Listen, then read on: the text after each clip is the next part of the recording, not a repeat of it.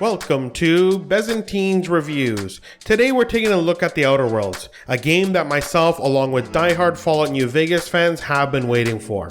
Does this game live up to the hype, or does the hype train derail like so many other games? Let's take a look and see what we find. As always, a small disclaimer that there may be some plot spoilers in the beginning of this review. So, without further ado, let's get started.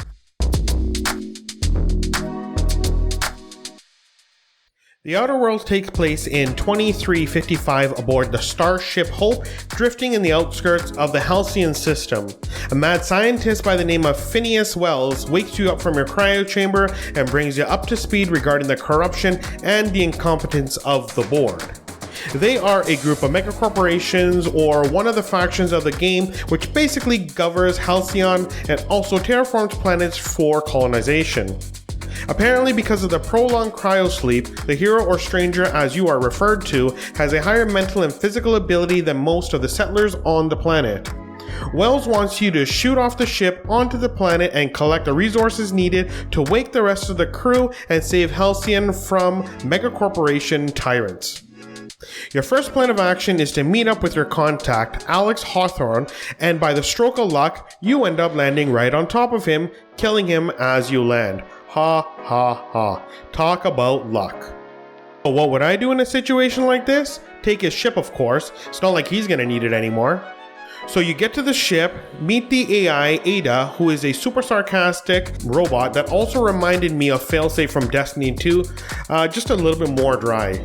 Also, it does not look like it takes much to steal a ship apparently in this game. Anyways, you realize you need a power converter for the ship, and conveniently Edgewater, which is one of the main towns in the game, is right down the proverbial street. You get to the small city and it is divided into two factions. One group lives in the town and the other has decided to set up camp in the forest. The mayor gives you a quest to get them back. You make a choice whether you want to help the town or whether you want to help the deserters. Either way, you do get the converter. Once you get the converter, you slap it into your ship, and the next thing you know, you're flying off into space.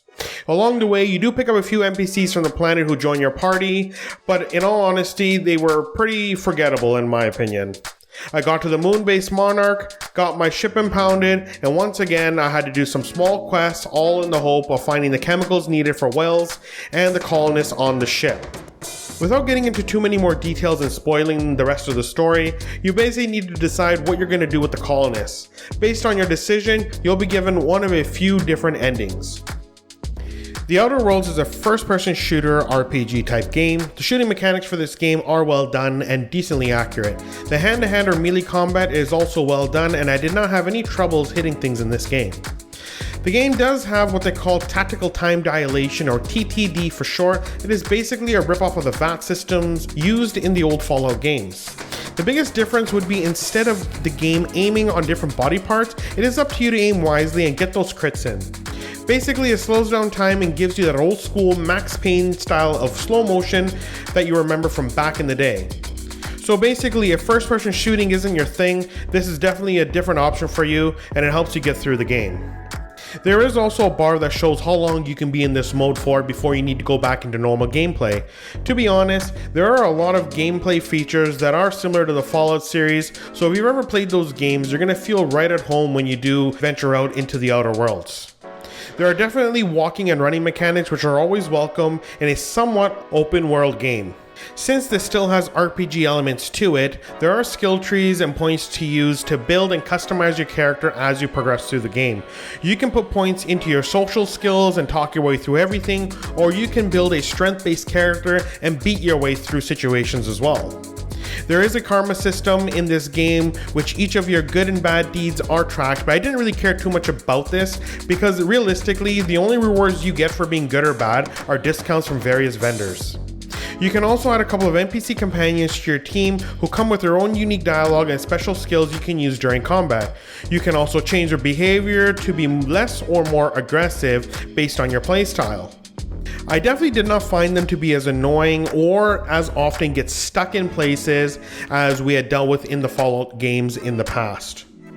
The art style in this game is also really well done. It seems to be pretty polished and the different landscapes are a joy to look at. The system requirements on this game are not too high, and I was able to max everything out without too much trouble, and like all PC games, there are a ton of options to choose from to make this game work well for you.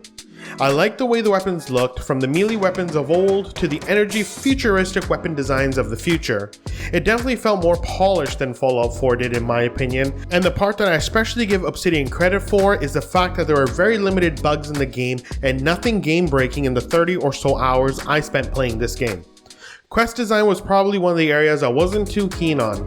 I mean, it was okay, but a lot of the quests felt the same. For example, help someone out, but there is another person who wants the same thing or has a different view. Do the quest, and pick who benefits. Oh, and by the way, your NPC spends way too much time trying to give you their own thoughts and trying to make you second guess every decision you want to make. It also felt to me like my choices really didn't matter too much and it didn't affect my game too positively or negatively.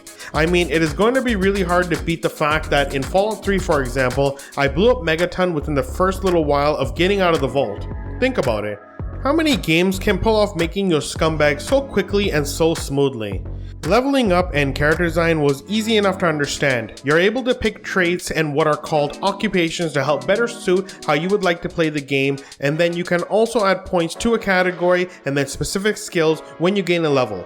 The character creation also has emphasis on designing appearances. Maybe it's time for me to see how ugly I can make my character. Sound design and music did fit the atmosphere of the game, and I did like the visual effects and sound effects of the energy weapons when I was vaporizing my enemies. The voice acting in this game was also well done, and I thought that each character had a unique personality and voice when interacting with them. The Outer Worlds is an interesting one. I played the game until I took off the planet and got to the moon base. I did a few quests there and then stopped playing for 3 months. I felt the game was kind of boring and didn't really have anything that really pulled me back into the game. Maybe I didn't relate to the characters, or I didn't feel the game was overly interesting. Here's how I see it. The game is a lot like a Volvo. It is designed well, built great, reliable for the most part, and it is a car you buy for safety. The problem with the car is there is nothing exciting about it. It is a workhorse that you can count on. And of course, no offense to the Volvo owners out there, they are great vehicles. The Outer World is the same way. It is well built, very few bugs, looks good, plays well, very polished. It's everything a great game should have. Great on paper. The only problem is the game is not really exciting and it is somewhat boring. It is one of those games that you can play and if you had to stop, you don't feel too bad about it. I think the hype train really did a number on this game and the expectations were out of this world, no pun intended. I feel like if there weren't as many expectations on this game, maybe I wouldn't feel this way.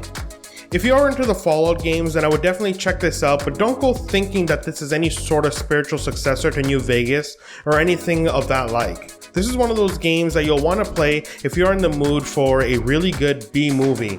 I mean, if it's on sale, it can't hurt to give it a shot. You never know, you might just really like the game. Please tell me what you think in the comments below. Please hit the like button if you enjoyed this review, subscribe and hit the notification bell if you'd like to keep up with the reviews released on this channel.